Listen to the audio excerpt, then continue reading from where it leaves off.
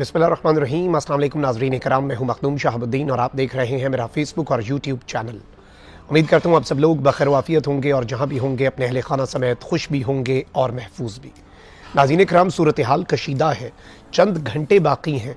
एक जानिब तो खैबर पख्तूनख्वा से इंतहाई बड़ा और इंतहाई अहम काफ़िला जो है वो अब से चंद घंटों के अंदर निकलना है, तैयारियां मुकम्मल हैं।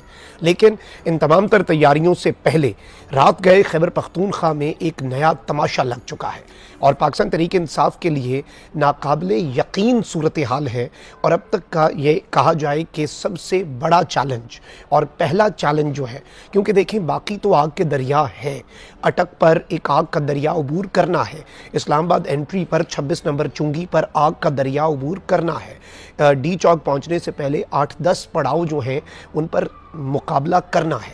इस सब के लिए पाकिस्तान तहरीक इंसाफ तैयार थी। लेकिन अब जो डेवलपमेंट है वो खैबर पख्तूनख्वा के अंदर से पीटीआई को एक धचका लगाया गया है और इस सब के अंदर आइंदा चंद घंटों में एक बहुत बड़ी बगावत का खदशा है। और ये बगावत किस तरह से पाकिस्तान तहरीक इंसाफ के इस एहतजाज को सैबोटाज कर सकती है, ये बहुत डिसाइसिव टाइम है। इस टाइम के अंदर अली अमीन गंडापुर, खैबर पख्तूनख्वा के अंदर पीटीआई की लीडरशिप, उनका इम्तिहान और ज़्यादा बढ़ जाता है, क्योंकि ये वो खबर है जो और कोई नहीं दे रहा। इस वक्त अगर हम तैयारियों का जायजा लें तो जाहिर बात है जो ऑन ग्राउंड सूरत हाल है वो हम आपके सामने लम्हा बलम्हा रख रहे हैं और लगातार आपको राउंड द क्लॉक हम अपडेट भी करते जा रहे हैं और मजीद भी कुछ डिटेल्स मैं आपके सामने रखता हूं। लेकिन पहले चूंकि आपको पता है कि इंटरनेट सर्विस जो है वो बंद होना शुरू हो चुकी है, सूरत हाल कशीदा है, मामलात बहुत ख़राब हैं। हमारे चैनल्स पर तो खैर पहले से ही जो फायर वॉल है वो लगी हुई है और ये जो फायर वॉल है इसके असरात को ज़ाइल करना आपके हाथ में है। फायर वॉल का असर ज़ाइल किस तरह से होगा कि इस वीडियो को लाइक करें, एक के बजाय ज़्यादा से ज़्यादा कमेंट्स करें और चैनल को सब्सक्राइब करें। इस तरह से एक्सपर्ट्स के मुताबिक जो एल्गोरिदम है वो इन वीडियोस को प्रमोट करेगा और जो लोग ये नहीं चाहते कि हमारी आवाज़ और हमारी सहाफ़त का जो तरीक़ाकार है वो लोगों तक पहुँचे, क्योंकि वो मेन स्ट्रीम मीडिया को मैनेज करके बैठे हैं और सोशल मीडिया और इंटरनेट से खौफज़दा हैं, ताकि उन प्लान्स को धचका लग सके। अब इस सब के अंदर ये तो बात हो गई। अब ऑन ग्राउंड सूरत हाल क्या है? एक जानिब तो पंजाब भर को सील किया जा रहा है, पंजाब भर के अंदर इंटरनेट सर्विस जो है उसके बंद होने की इत्तलात आ रही हैं और आप ये देख लें कि पहले ये बात कर रहे थे और लगातार ये बातें कर रहे थे कि जी ऐसे नहीं होगा, ऐसे होगा, फलां होगा, ढिमका होगा और सिर्फ उन जगहों पर हम इंटरनेट बंद करेंगे जहाँ पर बहुत ज़्यादा कोई फटा हो गया। तो अब पंजाब के लाहौर और फैसलाबाद में कौन सा फटा हुआ है? लेकिन ये डर है, ये खौफ है, ये तज़ब्ज़ुब है, ये परेशानी है, ये इमरान खान की एक कॉल। देखें, ये कहते हैं कि इमरान खान को माइनस किया, अडियाला से बैठ के उसने एक तारीख दी है और उसने कहा था 24 तारीख को इस्लामाबाद बंद करेंगे। उसके खौफ ने 23 तारीख को इमरान खान के मुखालिफिन के हाथों से ही इमरान खान ने पूरा इस्लामाबाद नहीं पूरा मुल्क बंद करा दिया। इस वक्त सूरत हाल क्या है देखें, कंटेनर्स ही कंटेनर्स हैं, रास्ते खोदे जा रहे हैं, स्टेट का नुकसान किया जा रहा है, मुल्क का नुकसान किया जा रहा है और सिर्फ इसलिए ताकि एक प्रोटेस्ट ना हो सके, जो कि ऑब्वियसली ये ऐलान हो चुका है कि ये पीसफुल प्रोटेस्ट है।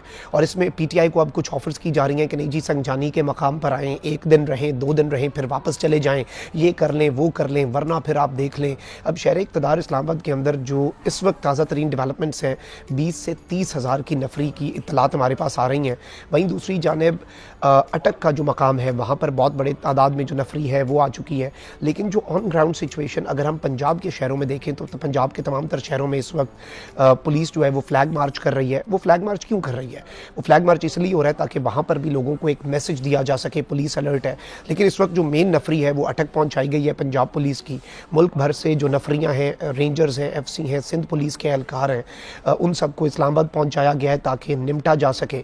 अब इस सब के अंदर बलूचिस्तान से काफ़िले, हर जगह से काफ़िले चल पड़े हैं जो दूर दराज इलाके हैं। सिंध के अंदर रास्ते खोदे जा रहे हैं, क्रेन्स का इस्तेमाल किया जा रहा है, ये सब कुछ हो रहा है और क्रैक डाउन हो रहा है, गिरफ्तारियाँ हो रही हैं, पकड़ धकड़ हो रही है, सब कुछ साइमल्टेनियसली सर्च टीम्स बना दी गई हैं और इसमें इंटेलिजेंस बेस्ड ऑपरेशंस जो हैं वो किए जा रहे हैं पीटीआई के ऊपर। और ये रात बहुत ज़्यादा इंपॉर्टेंट है, पीटीआई की मकामी क़यादत को रोपोश रहना होगा, क्योंकि इमरान खान साहब ने कहा जो गिरफ्तार हुआ, जो बंदा गिरफ्तार हुआ वो पार्टी से वो भी बाहर है, गिरफ्तारी से आपने खुद बचना है। अब इस सब के अंदर आप ये देखें कि नेक्टा जो है, जो नेशनल काउंटर टेररिज्म अथॉरिटी है, उसने एक थ्रेट अलर्ट जारी किया कि फितनतुल खवारिज के लोग जो हैं वो अफगानिस्तान से पाकिस्तान आ चुके हैं और पीटीआई के इस एहतजाज के अंदर वो धमाका कर सकते हैं, हमला कर सकते हैं, दहशतगर्दाना कायदाना कार्रवाई कर सकते हैं। अल्लाह ताला रहम करे, अल्लाह करे ऐसा कुछ भी ना हो, लेकिन ये थ्रेट अलर्ट जारी किया गया। अब इस सब के अंदर खैबर पख्तूनख्वा से अली अमीन गंडापुर साहब के तर्जुमान जो है उन्होंने भी कहा कि जी बिल्कुल वज़ीर आला के स्क्वाड में 1112 भी होगी, वज़ीर आला ने आना है तो वज़ीर आला के स्क्वाड के अंदर क्रेन्स भी होंगे, हैवी मशीनरी भी होगी, कंटेनर्स हटाने का तरीक़ाकार सिलसिला भी होगा और तमाम तर तैयारियों के साथ हम आने जा रहे हैं। लेकिन इसमें इंपॉर्टेंट चीज़ ये है कि अब महकमा दाखिला खैबर पख्तूनख्वा ने तहरीक इंसाफ के एहतजाज के दौरान खुदकुश हमलों और दहशत गर्दी का खदशा ज़ाहिर करते हुए हाई अलर्ट जारी कर दिया है। और जारी थ्रेट अलर्ट के मुताबिक फितना खवारिज ने इस्लामाबाद में तहरीक इंसाफ के जलसे में खुदकुश हमले कराने का मनसूबा बनाया है। महकमा दाखिला ने तमाम मुतल्लिका इदारों को किसी भी दहशत गर्दी के वाक़े से हिफाजती इक़दाम करने की यकीन दहानी करवाई है।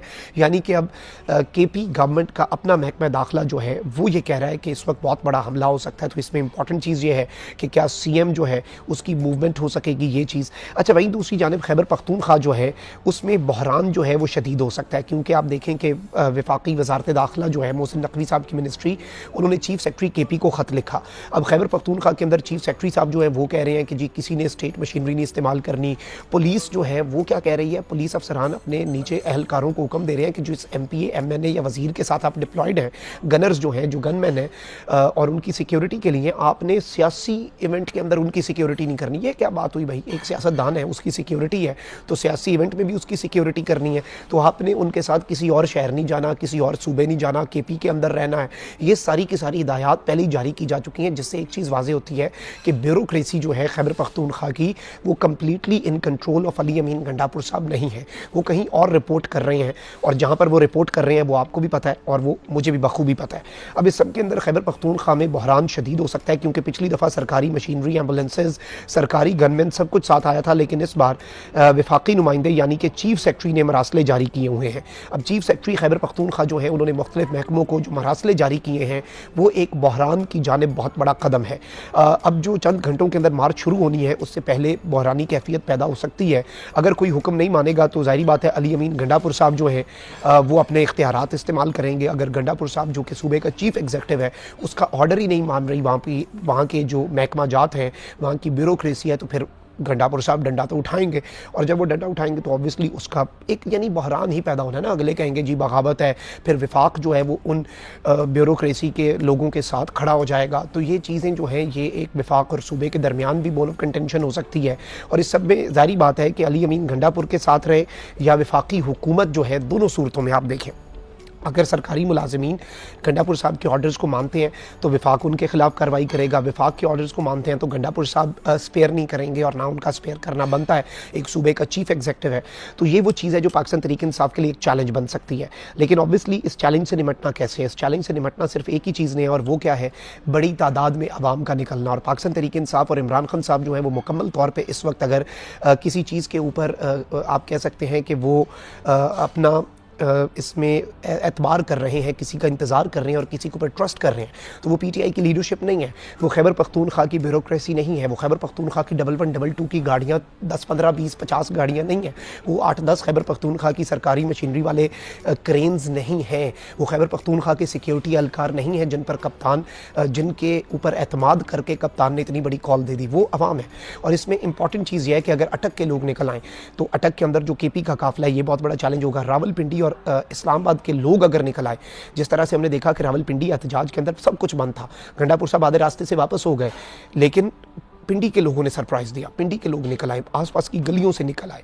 तो अब अगर इस तरह का मामला हो जाता है तो फिर सिस्टम के लिए चीज़ों को कंट्रोल करना बहुत ज़्यादा मुश्किल हो जाएगा, बिलाशुबा एक बहुत बड़ा चैलेंज बन जाएगा। लेकिन इस सब के अंदर इंपॉर्टेंट चीज़ ये है कि अब देखना ये है कि पाकिस्तान तहरीक इंसाफ के लिए जो सूरत हाल पैदा की जा रही है वो किस तरह से आगे चलती है, क्योंकि ये